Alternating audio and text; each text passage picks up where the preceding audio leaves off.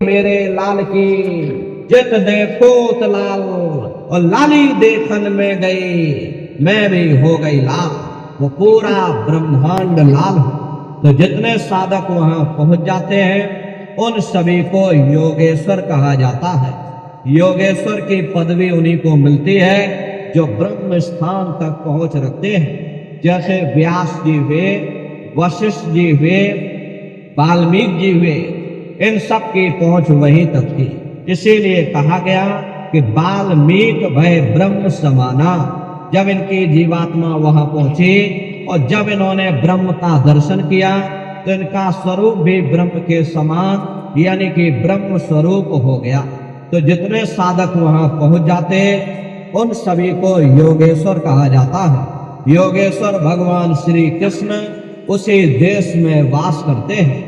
ये जो ब्रह्म देश है वो श्री कृष्ण भगवान का ही देश है और श्री कृष्ण भगवान वहीं पर रहते हैं। अरे बाहर की जन्माष्टमी नहीं है जो आप लोग यहाँ जन्माष्टमी मनाते हो, ये तो आप नकल करते हो।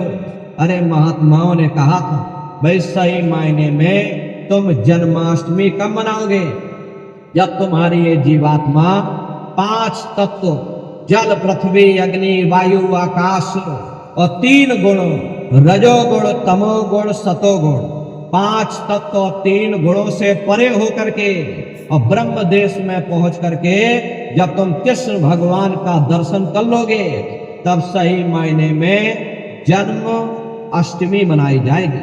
वहां कृष्ण भगवान का दर्शन करने के बाद में फिर तुम्हारी यही जीवात्मा तीसरे मंडल की आवाज को पकड़ करके और तीसरे मंडल की चढ़ाई करती है। आगे पहुंची सुन झंकार, ररंकार धुन सुनी पुकार, आगे श्वेत शून्य है भाई, मान सरोवर पैठ नहाई। उसी के ऊपर तीसरा देश आता है जिसे महात्माओं ने शून्य देश कहा। उसी को रारंग देश कहा जाता, उसी को अक्षर और नेति कहा जाता। वहां के जो मालिक हैं वो रारंग पुरुष है यानी कि पर ब्रह्म पुरुष है। वहां किंगरी और सारंगी 2 धुनें उस लोक में गूंजती रहती हैं और पर ब्रह्म पुरुष का जो स्वरूप है वो पूर्णमासी के चंद्रमा के समान बड़ा ही मनमोहक स्वरूप है। इसी स्थान पर प्रेमी भाई बहनों एक बहुत बड़ा अमृत का सरोवर बना है जिसे महात्माओं ने मान सरोवर कहा। जब तुम्हारी ये जीवात्मा उस मान सरोवर में स्नान कर लेगी तो जन्म जन्मांतरों के तुम्हारे मैले पाप कर्म साफ हो जाएंगे। अरे यहाँ के पानी से तुम्हारे कर्मों की सफाई नहीं होने वाली। ये बाहर का पानी तुम्हारे शरीर के मैल को धो सकता है, लेकिन जो पापों का मैल है, जो अंतःकरण में जो कर्मों की गंदगी आपने अपने सिर पर लाद रखी है, वो जब साफ होगी जब आप तीसरे मंडल पर पहुंच करके उस गंगा में डुबकी लगाओगे। उस गंगा में स्नान करने के बाद में ये जीवात्मा हंस रूप हो जाती है। हंसन मिले हंसा हो जाई, मिले जो अमी आहारा है। जीवात्मा का खुद का प्रकाश उस समृद्ध के सरोवर में स्नान करने के बाद में 16 सूर्य के बराबर हो जाता।